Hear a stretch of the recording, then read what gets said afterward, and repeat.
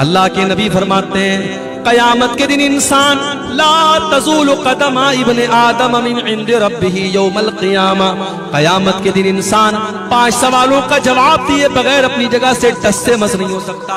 5 सवालों का जवाब सबको देना है, मुझे भी देना है, आपको भी देना है, आलिम को भी देना है, जाहिल को भी देना है, आम आदमी को भी देना है और वीआईपी को भी देना है। 5 सवालों का जवाब सबको देना है। पहला सवाल अन उम्रिही फीमा अफना, तूने अपनी जिंदगी को कहाँ गुजारा। दूसरा सवाल वो अन शबाबिही फीमा अबला, तूने अपनी जवानी को कहाँ गुजारा। तीसरा सवाल वो अन मालिही मिन ऐन इक्तसबहु, तूने माल कहाँ से कमाया। चौथा सवाल वफीमान फकौ, तूने माल कहाँ पर खर्च किया, माल कहाँ पर खर्च किया, इसका भी हिसाब देना पड़ेगा। अपनी महबूबाओं के लिए रिचार्ज करवाने वाले हमारे मनचले नौजवान वो 100-200 रुपए का जो रिचार्ज कराते हैं अपनी कानों की लज्जत के लिए और बदकारी के लिए, वो भी तैयार रहे। माल कहाँ पे खर्च हो रहा है, हिसाब देना पड़ेगा। और माल कैसे कमा रहे हो, ड्रीम 11 के जरिए कमा रहे हो, सट्टेबाजी के जरिए कमा रहे हो, अभी हमारे इसका भी हिसाब देना पड़ेगा। और माल कहाँ खर्च कर रहे हो, इसका भी हिसाब। तो फजूल खर्ची करने वाले, नाजायज पैसा उड़ाने वाले और अपनी जायज ख्वाहिशात पर भी लिमिट से ज्यादा खर्च करने वाले, इसको इसराफ कहते हैं। और अल्लाह इसराफ करने वालों को पसंद नहीं करता। और आगे बढ़िए मेरे प्यारे साथियों, वल्लाहु ला युहिब्बुज़ ज़ालिमीन, अल्लाह ताला जुल्म करने वालों को पसंद नहीं करता, जुल्म करने वालों से मोहब्बत नहीं करता। जुल्म अल्लाह को पसंद। जालिम कान खोल करके सुन ले, जुल्म का अंजाम बुरा होने वाला, जुल्म ज्यादा देर तक चलने वाला। जिस फलस्तीन के अंदर इसराइलियों को पनाह मिली, यहूदियों को पनाह मिली, जब आज से 50-60 साल पहले, 70 साल पहले जब उनको हिटलर ने मार मार के भगाया और वो लुटे कटे पिटे यहूदी, उनको अगर कहीं सर छुपाने की जगह मिली, उसी फलस्तीन के अंदर उनको जगह मिली। तो आज उन्होंने नाजायज तरीके से फलस्तीन के बकिया हिस्सों पर धीरे धीरे कब्जा करना शुरू कर दिया और वहां के जवानों और बच्चों और औरतों का खून तब से लेकर के वो आज तक बहा रहे हैं। अल्लाह ने ऐसे ही इस कौम को मग़ज़ूब अलैहिम नहीं कहा है, ये मग़ज़ूब अलैहिम कौम है, इस कौम पर अल्लाह का गजब उतरा है। मेरे प्यारे साथियों, ये जुल्म हो रहा है जो आज हम फलस्तीन की सरजमीन पर देख रहे हैं। और कान खोल करके सुन लो, जुल्म का अंजाम कभी भी अच्छा होने वाला नहीं है। अल्लाह के नबी फरमाते हैं इत्तक़ुज़्ज़ुल्मा फ़इन्नज़्ज़ुल्मा ज़ुलुमातुन यौमल क़ियामा, जुल्म करने से बचो, कयामत के दिन जुल्म करने वाला अंधेरों में रहेगा। जुल्म करने वाले को लाइट नसीब नहीं होगी। कभी रात में जब आप कार चला रहे हो या बाइक चला रहे हो और बिल्कुल जंगल में सुनसान रास्ते में आप जा रहे हो, अचानक अपनी बाइक की लाइट आप बंद कर दीजिए, अपनी कार की हेडलाइट आप बंद कर दीजिए। 10 सेकंड के लिए आप डर जाएंगे मेरे भाई, आप डर जाएंगे। चारों तरफ खूब अंधेरा हो और आपके पास कोई लाइट ना हो, कोई रोशनी ना हो, आप एक कदम चल नहीं सकते। कयामत का दिन होगा, वो इंसान कितना बदनसीब होगा जिसको रोशनी नसीब नहीं होगी। अल्लाह ने कहा जालिम को कयामत के दिन कोई रोशनी नसीब नहीं होगी।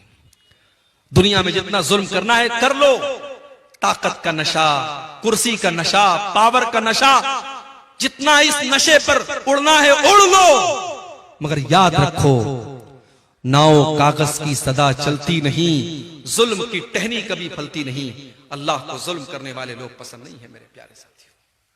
इस कायनात का में अल्लाह का ये निजाम और अल्लाह की ये सुन्नत रही है, अल्लाह का कानून रहा है। अल्लाह ने मुशरिक और काफिर को हुकूमत दी है, लेकिन अल्लाह ने जालिम को हुकूमत में नहीं रहने दिया है। जालिम का अंजाम बड़ा भयानक हुआ है। बरसों हजारों बरस पहले फिरौन नाम का एक जालिम था जिसने छोटे छोटे बच्चों को कत्ल करवाया था। जब उसके दरबार में किसी काहिन ने, किसी जादूगर ने कहा था, किसी भविष्यवाणी करने वाले ने कहा था कि ऐ फिरौन, तेरी हुकूमत में एक बच्चा पैदा होने वाला है जो आगे चल करके तेरी हुकूमत को खत्म करेगा। तो वो फिरौन जो अपने आप को खुदा कहता था, अपने आप को रब कहता था, उसने ऑर्डर दे दिया और छोटे छोटे बच्चों को कत्ल करवाने का हुक्म दे दिया। मगर अल्लाह को उस जालिम को खत्म करना था। अल्लाह ने ऐसा प्लान बनाया, अल्लाह ने ऐसी तदबीर बनाई कि उसी जालिम के घर में हजरत मूसा अलैहिस्सलाम उसी के पैसे से परवरिश पाते हैं। और फिर आगे चल के हजरत मूसा अलैहिस्सलाम जब अल्लाह के नबी बनते हैं और फिरौन को दावत देते हैं और फिरौन हजरत मूसा की दावत को ठुकरा देता है, तो अंजाम कितना भयानक होता है कि दरियाए कुलसुम में पानी के अंदर फिरौन डूब करके मर जाता है। मेरे प्यारे साथियों, जालिम का अंजाम बहुत ही भयानक हो। अल्लाह फरमाता है वक़ातिलू फी सबीलिल्लाहि अल्लज़ीना युक़ातिलूनकुम, ऐ ईमान वालो तुम उनसे जंग करो जो तुमसे जंग करते हैं, तुम उनसे लड़ाई करो जो तुमसे लड़ाई करते हैं। वला तातदू, और देखो लड़ाई के मैदान में हद से तजावुज न करना, अल्लाह की बनाई हुई हद को पार न करना। इन्नल्लाह ला युहिब्बुल मुअतदीन, अल्लाह ताला हद पार करने वालों को पसंद नहीं करता। दुनिया वालों ने एक उसूल बनाया है। क्या उसूल है? Everything is fair in love and वार, प्यार में और जंग में सब जायज है। देखो आज जंग में क्या हो रहा है। एक तरफ हमास ने हमला किया इसराइल पर और 400-500 लोगों को मारा। मीडिया की रिपोर्ट्स ने बताया बच्चे भी मरे, औरतें भी मरे। इस्लाम के अकॉर्डिंग गलत है बच्चों को मारना, औरतों को मारना। जो जंग के मैदान में नहीं आया, जो लड़ नहीं रहा है, उसको नहीं मार सकते। अगर हमास के हमले में बच्चे मरे हम कंडेम करते हैं, अगर हमास के हमले में बेकसूर मरे हम मजम्मत करते हैं, हम निंदा करते हैं उसकी। मगर बदले में क्या हुआ? 500 के बदले में 7,000 लोग अब तक मारे जा चुके हैं। मीडिया की रिपोर्ट पर पूरा शहर गाजा तबाह हो चुका है। हॉस्पिटलों के ऊपर बमबारी हो रही है, छोटे छोटे मासूम बच्चे मर रहे हैं और दुनिया के कानों पर कोई फर्क नहीं पड़ रहा है। तो मेरे भाई ये जंग है। जंग में लोग कहते हैं सब जायज है, बच्चे मरे जायज है, औरतें मरे जायज है। मेरे नबी ने क्या फरमाया? मेरे नबी जब जंग के मैदान में अपने सहाबा को भेजते हैं तो क्या फरमाते हैं?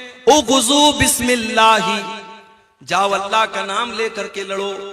वक़ातिलू फी सबीलिल्लाह, और जाओ तुम अल्लाह के रास्ते में जाकर के लड़ो।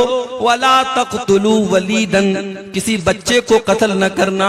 वला तक़तुलू शैखन फ़ानिया, कोई ऐसा बूढ़ा इंसान है जो जंग के मैदान में लड़ नहीं रहा है, जो मैदान जंग से किनारे है, उसको खबरदार कत्ल न करना। वला तग़ुल्लू, जंग के मैदान में भी किसी के साथ खयानत मत करना, किसी के साथ धोखा मत करना, किसी के साथ फ्रॉड मत करना। वला तक़तऊ शजरतन, किसी पेड़ को न काटना, किसी इबादतगाह को मत गिराना, किसी के पूजा स्थल को मत गिराना। ये इस्लाम ने उसूल बताए। दुनिया का उसूल है जंग में सब जायज है, मेरे नबी का उसूल है नहीं, जंग के मैदान में भी सब जायज नहीं। वही बात कुरान कह रहा है, ऐ ईमान वालों जब तुम अपने दुश्मनों से जंग करो, जब तुम अपने दुश्मनों से लड़ाई करो, वला तातदू, तो हद पार मत करो। अल्लाह ताला ने हर चीज की हद बनाई। इंसान जवान होता है, लड़का बालिग होता है, लड़की बालिग होती है। अल्लाह ने दोनों के अंदर जिनसी ख्वाहिश रखी है, सेक्सुअल डिजायर रखा है। मर्द को औरत की जरूरत है, औरत को मर्द की जरूरत है। अल्लाह ने इस ख्वाहिश को पूरा करने का जायज तरीका निकाह को बनाया। लड़का लड़की का निकाह कर दिया जाए, उनकी ख्वाहिश को सही तरीके से पूरा किया जाए।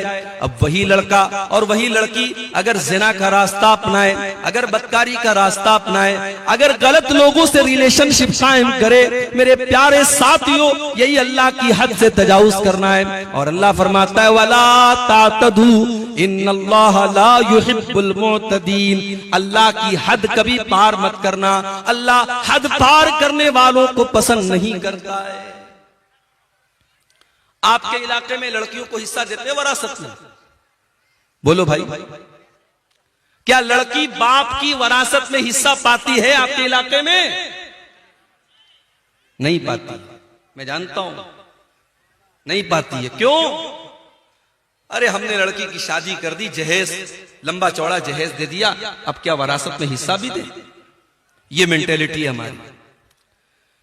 बाप का इंतकाल हुआ, मां का इंतकाल हुआ, मां ने कपड़ा छोड़ा, मां ने जेवरात छोड़े, बाप ने जमीन छोड़ी।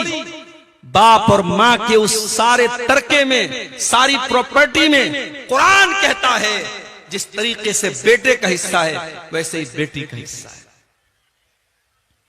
और आज हम पक्के मुसलमान, कुरान और हदीस पर अमल करने वाले, हमारे समाज में बेटी का कोई हक नहीं है। बेटी मांग ले तो समाज कहता है कितनी बेगैरत लड़की है, बाप की जायदाद में से हिस्सा मांग।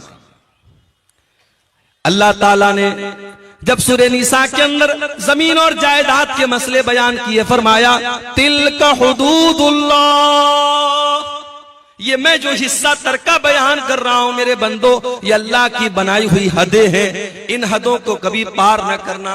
ये अल्लाह का बनाया हुआ कानून है, अल्लाह के कानून को तुम कभी न तोड़ना। मेरे प्यारे साथियों, आप कार चलाते हैं, रास्ते में ट्रैफिक पुलिस वाले खड़े हैं, ट्रैफिक का नियम है कार चलाने वाला सीट बेल्ट लगा करके चलेगा, बाइक चलाने वाला हेलमेट लगा करके चलेगा। अगर कहीं पर सिग्नल है तो रेड सिग्नल होने पर गाड़ी आगे बढ़ाएगा और ग्रीन सिग्नल होने पर वो गाड़ी आगे नहीं बढ़ाएगा।